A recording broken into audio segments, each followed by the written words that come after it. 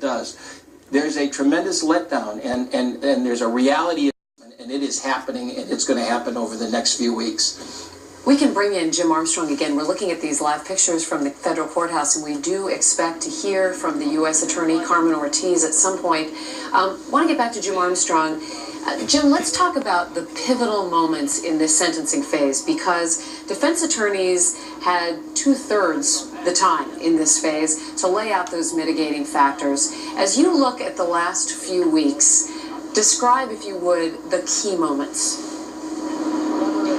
One comes at the very end of the defense case, and it was at the time we believed the moment that they were hoping for, the moment they were building up to, and I might add, the moment they kept a complete secret from the world, the fact that they were going to call Roman Catholic nun Sister Helen Prejean to the stand. We didn't find out that she has been visiting with Tsarnaev multiple times. She testified she's spoken with him personally, one-on-one, 5 times since March. No one leaked that. No one had any suspicion that was even happening.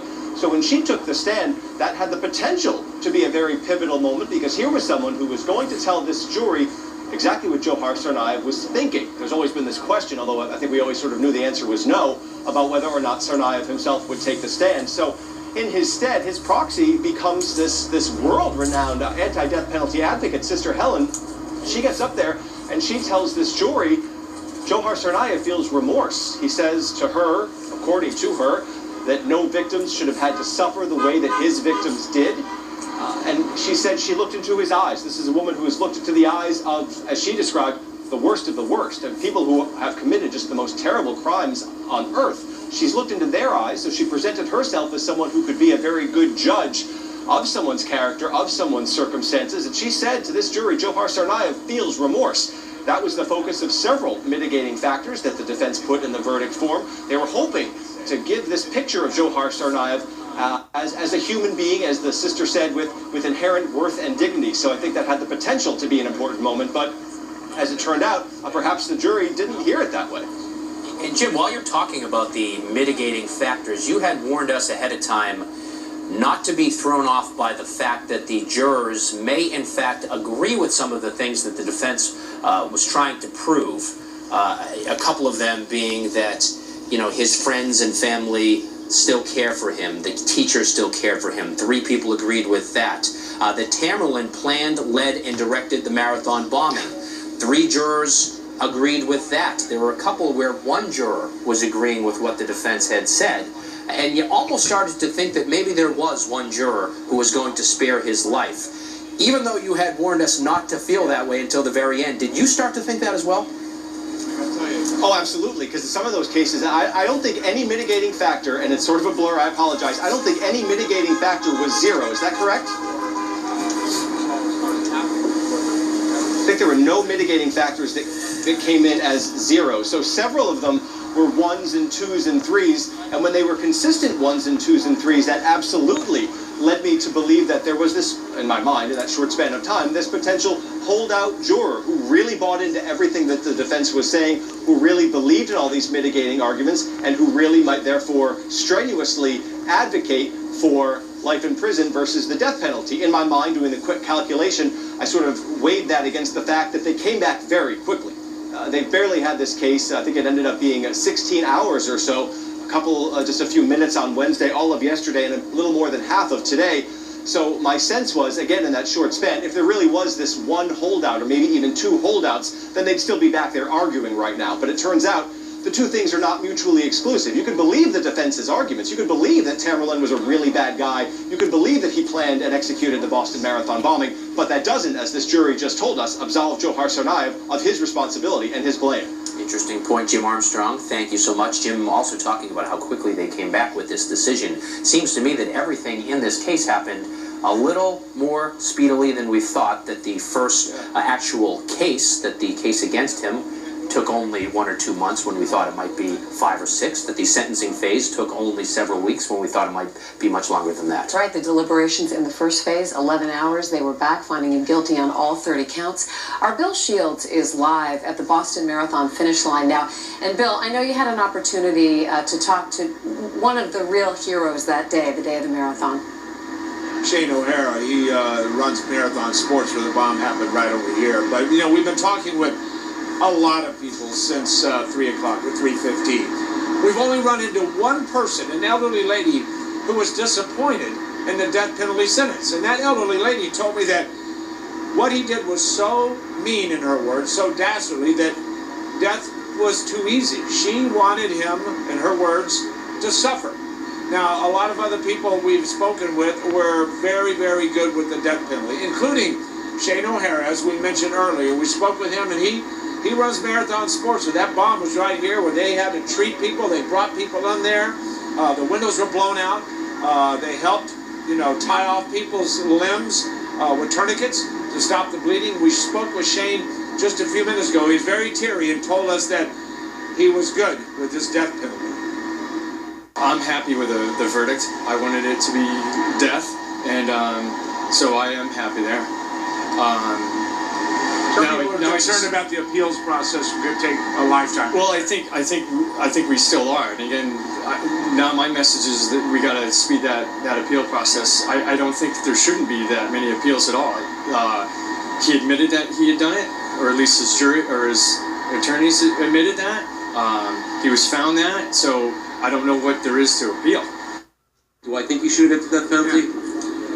If they killed him next month, I think he should get the death penalty. But it's going to linger on forever. It's just probably going to drag on for years. That's the problem. So, I mean, I really think he deserves the death penalty. He might have been influenced by his brother, but he saw where he was putting that bomb and next to that young boy. So, to me, he deserves the death penalty.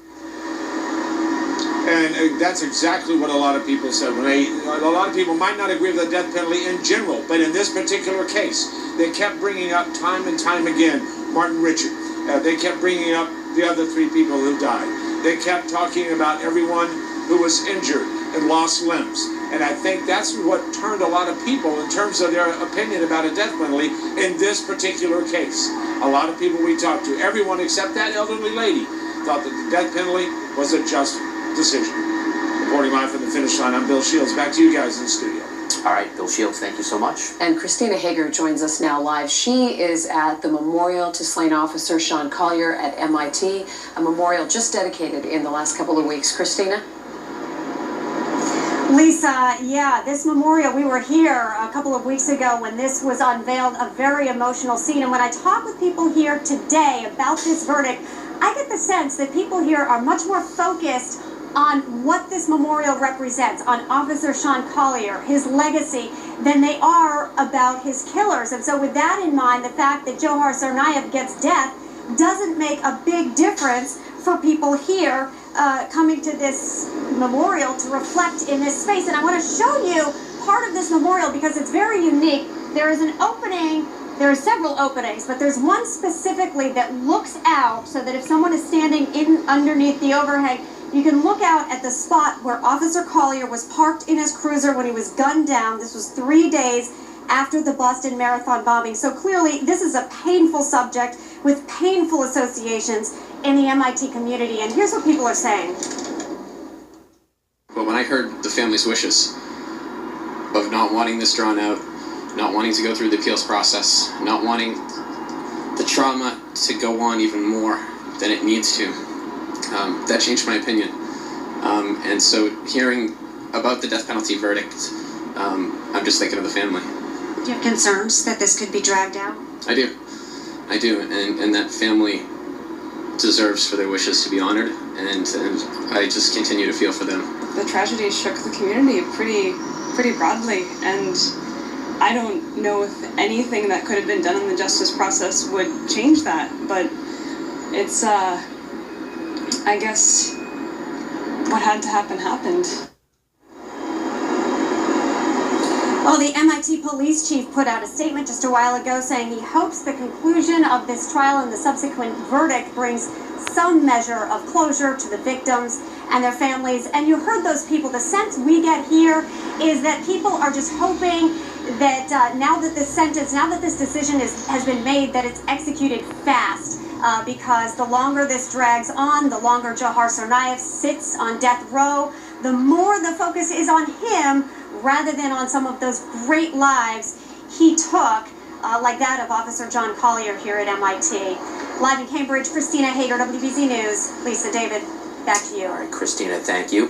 One of the things I love about this job is being surrounded by very, very smart people. Lisa, John Keller, Ed Davis, Harry Mannion, you guys know so much, you've been through so much. Harry, when we were listening a couple of moments ago to some of the folks on the street reacting to the verdict, you quickly and suddenly said the defense didn't work. No, what struck you about that, about what they tried and failed to do? Lead defense counsel Judy Clark thought, I'm going to get credibility with this jury by saying he did it. It was him. So let's stop all the games right now. He did it. This case was about death from the minute of opening. The minute she said that, this case went from did he do it to are we going to put him to death? And these jurors have known that intrinsically and probably explicitly since they've been thinking about this, not just the hours of deliberation, every day, every waking moment. And it came down to this. What I was saying, David, about the defense is you mentioned the nun that they brought in. Well, yeah, and that was the climax. That was the drama. That was the secret witness. That's where Perry Mason wins the case. No, Perry Mason didn't win this case because the jury said, you know what? Backdoor secondhand remorse doesn't work here. Not in this district, not in Massachusetts or New Englanders. If he wants to say he's sorry, say it to us. And so that backdoor play did not work. We can see it in the answers to the jury. Similarly, and this you put earlier, David, the blame the big brother. That's the whole thrust of the defense. And the answers to the aggravating factors, it shows he carried only 3 that Tamerlan planned the bombing. And then when we look at the verdict, as you two took us through the verdict, I was coming to 6 counts. The jury says we are going to put him to death because he put pressure bomb number 2 next to people knowing the destruction it was going to do. And I don't care if he's 20 years old. I don't care if his mother has mental illness. I don't care what his father did to him. And I don't care who his big brother is. And I don't care what this nun thought she heard. I don't care about any of that. I'm going to hold him personally responsible for killing those people, maiming the people, killing that little boy. And I'm going to check the box. Death. And that's what happened, I think. That's when I boiled it all down as I'm listening, that's how I come down on it. Also knowing that these jurors could only sit on this jury or... I was really struck by Jim Armstrong's comment during voir dire when several jurors who made the panel during voir dire, during the impanelment, said, I don't know about the death penalty. I don't think about it too much. It's hard to talk about the death penalty for an old person. And you're taking away, you're voting. They just voted to take away the life of a 20-year-old person for what he did. And so this reflects collective judgment of 12 people that has been brewing for months, Lisa. And this came to fruition today. And it rejected all of the defense. It rejected Judy Clark's effort to build credibility for herself. And she did a great job. Those defense lawyers did everything they could. But when I was coming to the studio today, I thought, because having tried 100 cases, you always say, what could I have done differently, especially when you lose? And the answer here is, you probably got the death penalty today when he made the decision not to take the stand.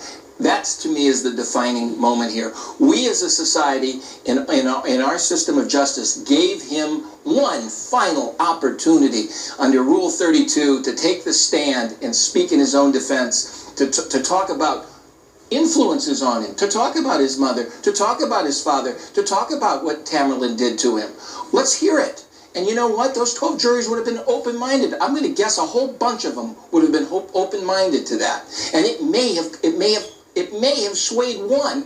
And as the commissioner said, that's all you needed was one on those 6 counts. And it's automatically natural life. It doesn't hang. So, I mean, that's how I sort of handicap what happened here today. And, you know, in the quarterback chair right afterwards. And it's interesting, it almost feels now like, well, it was always a slam dunk that he was going to die. Not at all. In fact, when we did this just a couple of months ago after the verdict came down, Jerry Leone was sitting with us and he said, you know, I don't think he'll be sentenced to death because it only takes one. You just have to find one person who is just morally opposed to it and you're done. but somehow they couldn't find that one person. And I think that also speaks to just how awful this tragedy was. What he did, what his attorneys agreed that he did, was just so awful that maybe there was no turning back. We just got a statement from Officer Dick Donahue, who told us today he's been back on the job now for a couple of weeks. He was, of course, almost killed in the shootout in Watertown. An amazing recovery. His statement, just over 2 years after the events that impacted us as a community and a nation, we can finally close this chapter in our lives, he writes. The verdict, undoubtedly a difficult decision for the jury, gives me relief and closure, as well as the ability to keep moving forward. Love to hear that he is back at work. That is outstanding. That was just wonderful news today. I'm also curious, Ed, if I'm not mistaken, this is the first time since 9/11 that a federal jury has convicted a terrorist. Without that being implicitly stated anywhere, the very idea of terrorism, how do you think that weighed on the jury? Oh, I think it's an enormous differentiator between a regular case.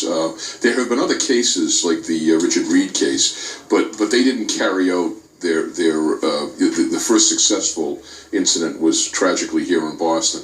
So, but the question is, does it make a difference? It does make a difference.